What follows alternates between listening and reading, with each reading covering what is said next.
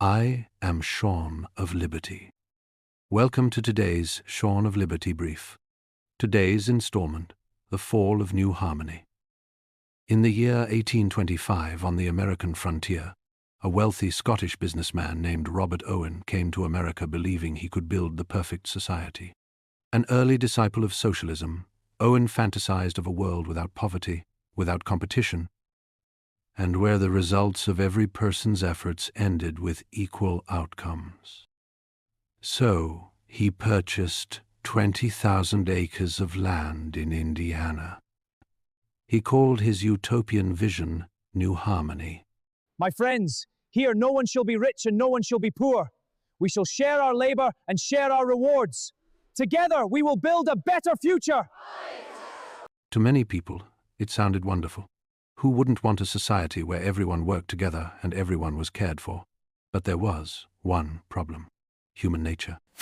While some people worked hard, others didn't feel the need to work hard at all, because at the end of the day, everyone was paid the same either way. I'm sure you understand I did more work than he did. Tough luck, Shump. Now, just a darn minute! I did all the work! In the case of the two farmers, the hard-working farmer is correct. They were tasked with the same job. Accordingly, the time spent and progress made can be measured. Therefore, the farmer whose labor produced greater results is more valuable to society and should receive greater compensation. But any able-bodied person can dig a ditch or push a broom. Should the broom pusher get paid the same as a skilled doctor or, let's say, an architect?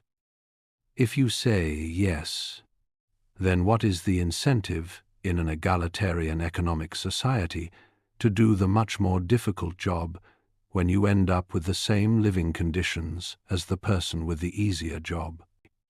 That one person must study harder or train to develop superior skills and do tasks that are more demanding or possibly more dangerous than others are required to do, only to be expected to live in the same conditions and not receive a greater reward, is completely unfair. Let's say there are two carpenters. One builds beautiful, sturdy homes. The other cuts corners and builds ugly and shabby homes. Which home would you prefer? Shouldn't the good carpenter be rewarded for his expertise? How is it fair to those who do better work that they get paid the same as those who do poor work? If you say, well, of course, skilled laborers and those who put in more effort should make more money, then the whole argument for equal outcomes completely falls apart. Since everyone at New Harmony ended up with the same living conditions despite different values of labor and effort, the system quickly broke down. After only 2 short years, Robert Owen's utopian dream became a socialist reality. A failure. And that's because, in a socialist system, the economy is placed under a planned management. An equal distribution of goods replaces the consumption of those same goods based on the supply and demand of self-interested individuals. Supposedly, want and misery vanish, and there is wealth for all. However, in reality, want doesn't vanish. For self-interest to be eliminated, humans would be required to have no desire ever again, and that defies human nature. There is a myth that in a socialist society, the public owns everything. However, this is impossible since the state has to ensure that no one has more than anyone else.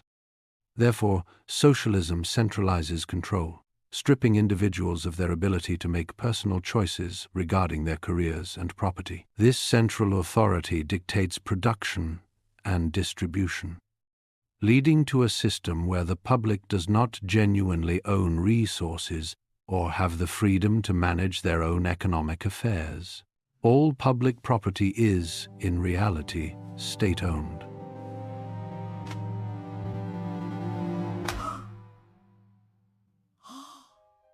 In the case of the New Harmony socialist experiment, all of the property belonged to Robert Owen and a group of investors.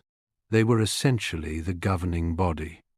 The people who lived there owned nothing and therefore had nothing to gain from its success. America's growth came from a novel and original idea. America's new independence from England effectively ended the British mercantile system that introduced slavery to the West. In its place, a system first realized by Adam Smith called capitalism began to emerge in the northern U.S. states.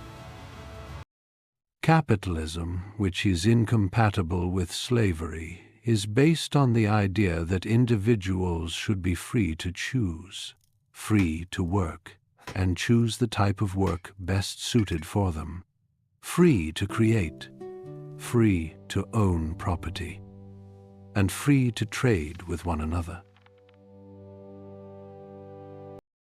It took national growth and a civil war to complete the transition from the old mercantile system to a primarily capitalist system.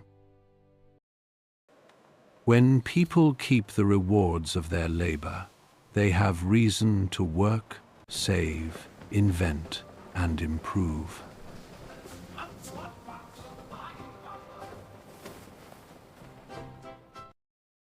Liberty trusts individuals to make decisions for themselves.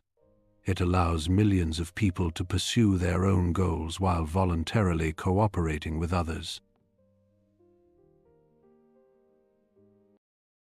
No system is perfect, but history has repeatedly shown that free people are more prosperous than controlled people. Robert Owen wanted to build a perfect society. His intentions were noble. But New Harmony reminds us of an important lesson. Despite the best of intentions, when a government or society tries to replace individual freedom and a merit system with centralized control, prosperity is replaced by tyranny. Liberty isn't just a moral principle. It's also one of the most powerful engines of human progress. Only God knows if it is not too late for today's youth to learn this important lesson.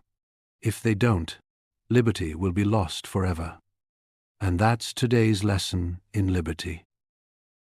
Patriots, scan the QR code or pause the video and tap the code for the link for cool merchandise. Thanks for your support.